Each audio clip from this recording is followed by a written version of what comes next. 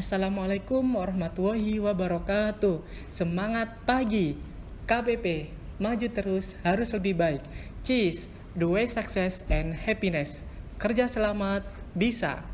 Baik, terima kasih kepada bapak-bapak dan ibu-ibu sekalian pada kesempatan yang baik ini, dan pada kesempatan Safety kali ini saya akan berbicara tentang coronavirus disease atau yang biasa kita sebut sebagai COVID-19.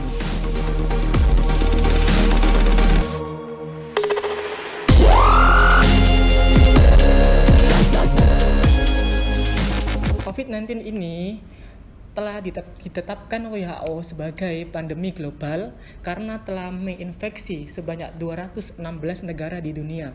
Sementara itu, untuk kasus corona ini di Indonesia, data per tanggal 21 Juli pukul 12 siang sebanyak 89.869 kasus positif corona di Indonesia.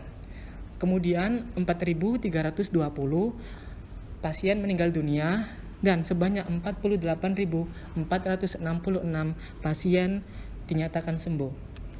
Nah, corona ini telah tersebar di 34 provinsi, kemudian tersebar di 469 kabupaten atau kota yang ada di Indonesia. Pada tanggal 3 Juni 2020, Presiden Joko Widodo beserta Menteri Keuangan Sri Mulyani telah menaikkan anggaran untuk penanganan COVID-19 ini. Sementara itu, 203,9 triliun diperuntukkan bagi perlindungan sosial masyarakat yang terdampak COVID-19. Anggaran sebesar itu nantinya berupa pembiayaan program Keluarga Harapan, bantuan sembako, bantuan sosial untuk masyarakat Jabodetabek dan luar Jabodetabek, kartu prakerja, terus diskon tarif listrik, bantuan langsung tunai atau BLT, dan juga dana desa. Kemudian yang terakhir sebesar 123,46 triliun itu diperuntukkan bagi pelaku usaha mikro kecil dan menengah atau yang biasa kita sebut sebagai UMKM. Nah, berikut merupakan update COVID-19 yang ada di Indonesia. Peraturan Menteri Kesehatan nomor 413 tahun 2020 menyebutkan bahwa OTG, ODP, dan PDP diganti dengan istilah baru, di mana muncul istilah baru tersebut seperti suspek, probable, konfirmasi, discarded, kontak erat, pelaku perjalanan, dan selesai isolasi. Nah, berikut merupakan penjelasan singkat terkait muncul istilah baru tersebut. Nah, yang pertama, untuk kasus suspek sendiri ada 3 kriteria. Yang pertama, ISPA dan riwayat dari negara, wilayah, transmisi, lokasi. Yang kedua, orang dengan salah satu gejala tanpa ISPA dan riwayat kontak dengan pasien konfirmasi COVID. Nah, yang ketiga, ISPA berat yang perlu perawatan RS, tidak ada penyebab lain. Nah, cara penanganannya yaitu dilakukan pengambilan spesimen untuk pemeriksaan PCR hari ke-1 dan ke-2.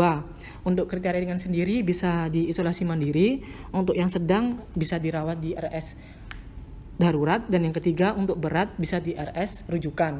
Nah, sementara itu untuk kontak erat sendiri ada 2 kriteria nih. Nah, yang pertama tanpa gejala, dan yang kedua riwayat kontak dengan pasien konfirmasi atau probable COVID-19. Nah, di sini dapat dilakukan pemantauan selama 14 hari dan dapat dilakukan karantina mandiri. Untuk kasus probable ada 2 kriteria nih. Nah, yang pertama kasus suspek dengan ISPA berat, meninggal dengan gambaran klinis yang meyakinkan COVID-19. Nah, yang kedua yaitu tidak dapat dilakukan pengambilan spesimen untuk pemeriksaan PCR. Nah, ini dapat dilakukan penanganan di RS rujukan. Nah, yang terakhir yaitu kasus konfirmasi. Nah, kasus konfirmasi yaitu seseorang yang dinyatakan positif terinfeksi COVID-19 yang dibuktikan dengan pemeriksaan laboratorium PCR. Nah, di sini ada 4 macam juga, ada yang tanpa gejala, gejala ringan, gejala sedang, dan juga gejala berat. Nah, untuk yang gejala ringan dan tanpa gejala sendiri itu bisa di isolasi rumah sendiri. Nah, kemudian untuk gejala sedang dirujuk ke RS darurat, dan untuk yang gejala berat bisa dirujuk ke RS rujukan. Nah, sementara itu peraturan Presiden nomor 82 tahun 2020 menyebutkan bahwa ada perubahan gugus tugas COVID-19 yang berubah menjadi Komite Penanganan COVID-19 dan Pemulihan Ekonomi Nasional. Selanjutnya yaitu ada konfirmasi dari WHO bahwa penularan COVID itu bisa melalui airborne. Nah, di sini definisi airborne sendiri yaitu penyebaran agen infeksi virus yang disebabkan oleh penyebaran inti tetesan yang tetap menular ketika melayang di udara dalam jarak dan waktu yang sama. Nah, penelitian terbaru menyebutkan bahwa potensi penularan ini bisa terjadi di tempat keramaian, ruangan tertutup, dan ventilasi yang buruk. Untuk resiko penularan itu sendiri bisa terjadi karena aktivitas yang menggunakan prosedur aerosol atau nebulizer. Dan untuk mencegahnya yaitu hindari pertemuan dengan orang banyak, menggunakan masker, selalu terapkan physical distancing, pastikan ruangan dengan ventilasi buruk tidak ada, ya harus kita pastikan lebih baik ya, dan juga harus kita cuci tangan. Nah, berikut ada beberapa protokol kesehatan yang telah diterbitkan oleh Kementerian Kesehatan ketika kita dalam kondisi sakit. Nah, yang pertama, kita harus istirahat di rumah aja ketika muncul demam 38 derajat Celcius disertai dengan batuk atau pilek.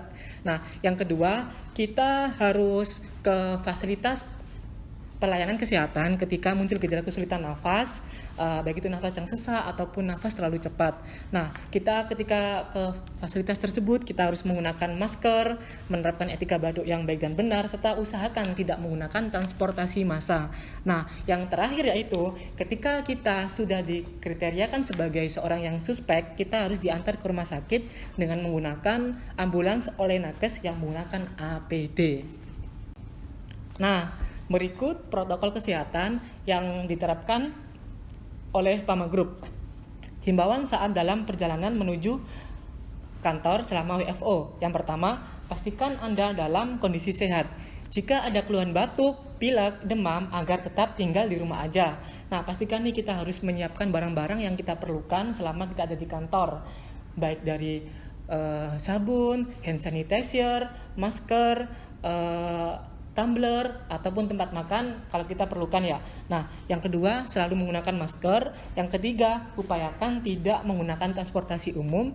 Jika terpaksa menggunakan transportasi umum, maka kita harus tetap menjaga jarak dengan orang lain minimal 1 meter. Upayakan tidak menyentuh fasilitas umum, gunakan hand sanitizer, menggunakan helm sendiri, upayakan membayar secara non tunai.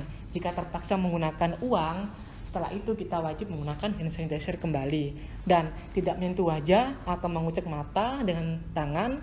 Dan yang terakhir yaitu kita harus tetap menjaga kebersihan.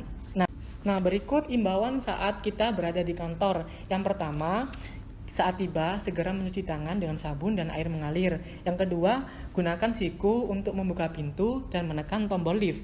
Yang ketiga, tidak berkerumun dan menjaga jarak di lift dengan posisi saling membelakangi. Yang keempat, upayakan tidak sering menyentuh fasilitas atau peralatan yang dipakai bersama di area kerja. Yang kelima, menerapkan physical distancing selama di tempat kerja minimal 1 meter antar rekan kerja. Yang keenam, biasakan tidak berjabat tangan. Yang ketujuh, wajib menggunakan masker selama di tempat kerja. Yang kedelapan, menerapkan perilaku hidup bersih dan sehat. Yang kesembilan, biasakan etika batu atau bersin dengan menutup mulut dan hidung dengan lengan atas bagian dalam. Yang kesepuluh yaitu ketika kita menggunakan tangga, usahakan agar tidak ada pekerja yang berpapasan ketika kita sedang naik dan turun tangga. Yang ke-11 yaitu lakukan pengaturan tempat duduk agar berjarak 1 meter pada meja atau area kerja saat melakukan meeting, di kantin, saat istirahat, dan lain-lain. Yang ke-12 yaitu selama bekerja, masing-masing satuan kerja atau bagian divisi melakukan pemantauan pada semua pekerja jika ada yang mengalami demam atau batuk atau pilek. Nah, yang terakhir yaitu apabila mengalami keluhan kesehatan yang dicurigai COVID-19, segera konsultasi dengan tenaga kesehatan. Demikian informasi yang dapat saya sampaikan, semoga bermanfaat. Tetap terapkan pola perilaku hidup bersih dan sehat. Tetap semangat dan semangat pagi.